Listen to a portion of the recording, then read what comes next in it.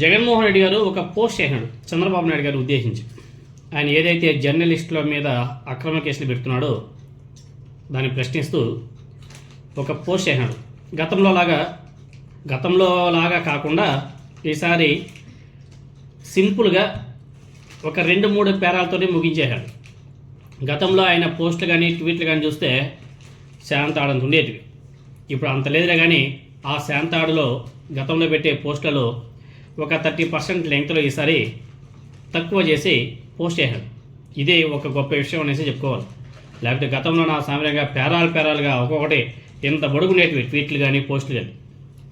ఇందుకే జగన్మోహన్ రెడ్డి గారు చంద్రబాబు నాయుడు గారిని ఏమని ప్రశ్నించాడు ఒకసారి మనం చూస్తే, అయ్యా నారా చంద్రబాబు నాయుడు గారు, మీ ఉద్దేశంలో పరిపాలన అంటే ప్రశ్నించే గొంతుకలకు సంఖ్యలు వేయడమా? ఆ గొంతుకల మీద అక్రమ కేసులు పెట్టి అరెస్టు చేయించడమా? మీ ప్రభుత్వ అవినీతి అక్రమాలను ప్రశ్నిస్తే అదేమైనా దేశద్రోహమా? తెలుగు రాష్ట్రాల్లో ఉన్నటువంటి జర్నలిస్టుల మీద మీకు ఎందుకు అంత కక్ష? వాళ్ళు ఏమైనా మీరు చేయనిది చెప్పారా? మీరు చెప్పనిది చూపించారా? వాస్తవాలు మాట్లాడితే అంత ఉలికెందుకు? బీసీ వర్గానికి చెందినటువంటి సీనియర్ జర్నలిస్టుగా పనిచేసినటువంటి పూడి శ్రీహరి చేసినటువంటి తప్పేంటి? అతని మీద అక్రమ కేసు పెట్టడం ఏంటి? అతని ఇంట్లో సోదాలు చేయడం ఏంటి? అతను ఏమైనా ఉగ్రవాదా లేకపోతే టెర్రరిస్టా? మరి మీరు పెడుతున్నటువంటి పోస్టులకు రోజు ఎంతమంది మీ తెలుగుదేశం పార్టీ నాయకుల్ని, కార్యకర్తలని, సోషల్ మీడియా యాక్టివిస్టులను అరెస్ట్ చేయాలి? తెలంగాణ సీనియర్ జర్నలిస్ట్ కేవీఆర్ గారి మీద తప్పుడు కేసులు పెట్టి అతన్ని వేధింపులకు గురి చేయడం జంగల్ రాజ్ పరిపాలన కదా? ఇంట్లో తాను లేని సమయంలో తమ కుటుంబ సభ్యులను భయభ్రాంతులకు గురి చేస్తూ ఇంట్లో తిష్టవేయడం ఏంటి? ఇది రెడ్ బుక్ పాలనకు నిదర్శనం కాదా?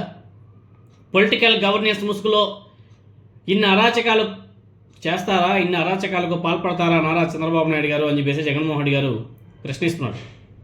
అదేవిధంగా గడిచిన 2 ఏళ్లలో ఆంధ్రప్రదేశ్లో బాలికలు, మహిళల మీద అత్యాచారాలు, హత్యలు జరుగుతుంటే నిందితుల మీద చర్యలు తీసుకొని మీరు ఎవరైనా మీ ప్రభుత్వాన్ని ప్రశ్నిస్తే, మిమ్మల్ని ప్రశ్నిస్తే మాత్రం వారి మీద అక్రమ కేసులు పెట్టడం ఎంతవరకు సమంజసం, ఎంతవరకు కరెక్టు? మీ పార్టీకి చెందినటువంటి ఎమ్మెల్యేలు, నాయకులు, కార్యకర్తలు మహిళల మీద అత్యాచారాలు, హత్యలు చేసినా మీరు ఎటువంటి యాక్షన్ తీసుకోలేదు. ఆ ఘటనలు ఎన్నెన్నో ఉన్నాయి.